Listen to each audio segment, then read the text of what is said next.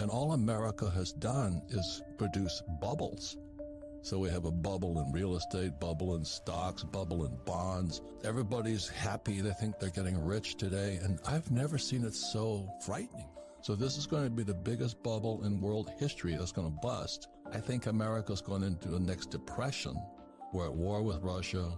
Biden is going hat in hand to Venezuela and to Iran to try and get oil, but he cuts off U.S. oil. I make more money, but America is going to go broke. So in 2008, when the market crashed, Kenny and I borrowed millions and millions of dollars because they were giving away the best investments in the world. Power is the ability to do. So there's different kinds of power and things like this, but the biggest power is the power to change internally. And I've finally realized people don't have that power. They're going to keep going down the suicide cliff no matter what. What's going on in the world today, I think you'd better step up your education, because I think we're in serious financial trouble right now. We're in serious, the repo market collapsed again, which it did in 2008. And everybody, I meet people and say, well, I'm just going to get into real estate. I'm going, now? Where were you 10 years ago when everything was moving up at high rates of speed? We had dinner a couple of nights ago. This person says, yeah, I'm going to get a real estate license. I said, now? I'm going, where the heck are these people? The Fed's going to raise rates. We're at war with Russia. What the heck are you guys thinking? When I met Ken McElroy after Rich Dad, Poor Dad back then, people, this was in the 2008, the repo market collapsed, Lehman went down. I'm on CNN telling Wolf Blitzer Lehman's going down because I study all this stuff. And I meet Kenny, and people are flipping houses. So I meet Kenny, and he tells me he's a real estate guy. I say, yeah, you're probably a flipper. And I hate flippers, too. I don't like flippers, and I don't like 401k salespeople. And I start talking to Kenny, and he says, no, I don't flip properties. I went, oh, my God. So Kenny was one of the first guys I met that actually followed what my rich dad taught me to do, which is how do you acquire real estate with nothing down, use 100% debt, and pay no taxes.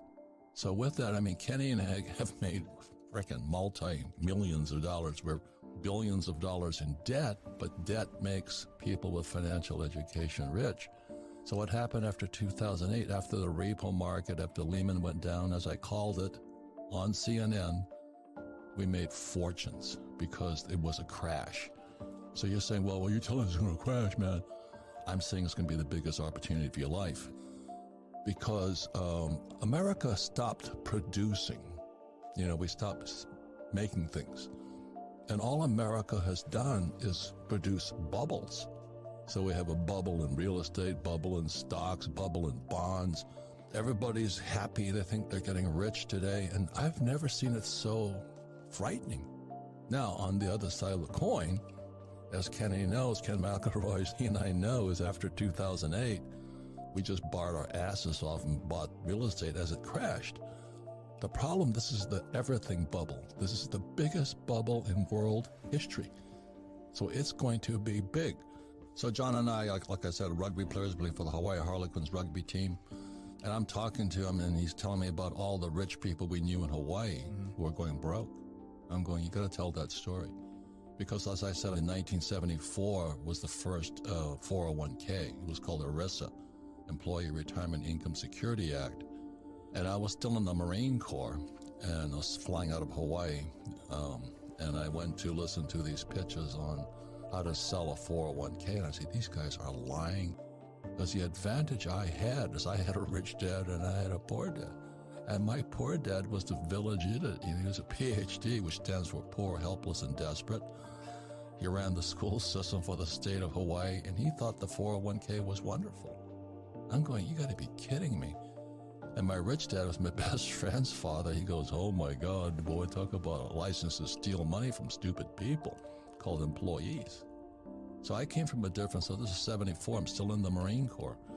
And the first thing my rich dad said to me, if you're going to be a rich man, you better learn two things right now. Be an entrepreneur, but he says you've got to learn how to sell.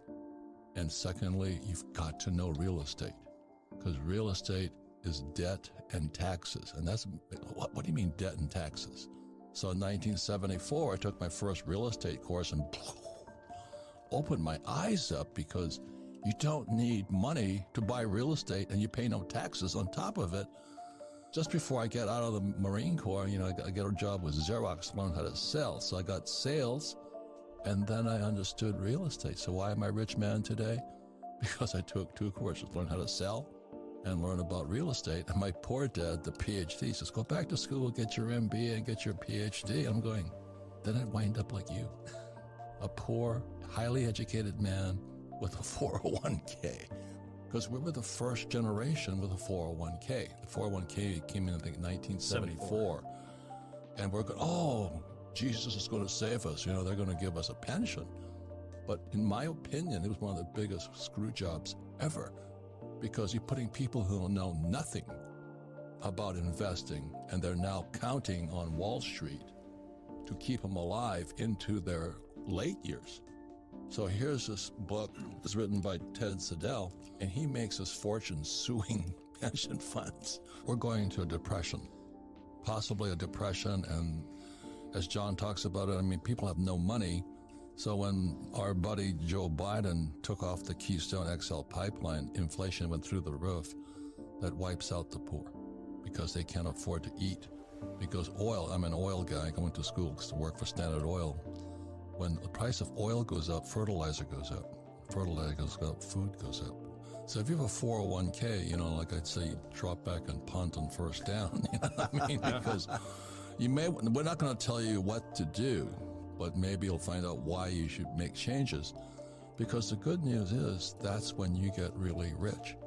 That's like if Neiman Marcus was having a sale on Louis Vuitton, every consumer would be lined up there. But I was talking to this woman the other night. She says, oh, I finally got it. I'm going to get my real estate license and start flipping real estate. And I said, this is not the time. Oh, no, I'm going to quit my job. I'm going, you got to be kidding me. But that's how stupid people are. So this is going to be the biggest bubble in world history that's going to bust. I think America's going into the next depression. We're at war with Russia. Biden is going hat in hand to Venezuela and to Iran to try and get oil, but he cuts off U.S. oil. Now, that's good news for me because I sell oil. We had Mike Maselli here this weekend, and oil went from $30 a barrel to $130 a barrel. I make more money, but America is going to go broke. So in 2008, when the market crashed, Kenny and I borrowed millions and millions of dollars because they were giving away the best investments in the world. And it's going to come again, but this time I think it's going to be more pain than last time.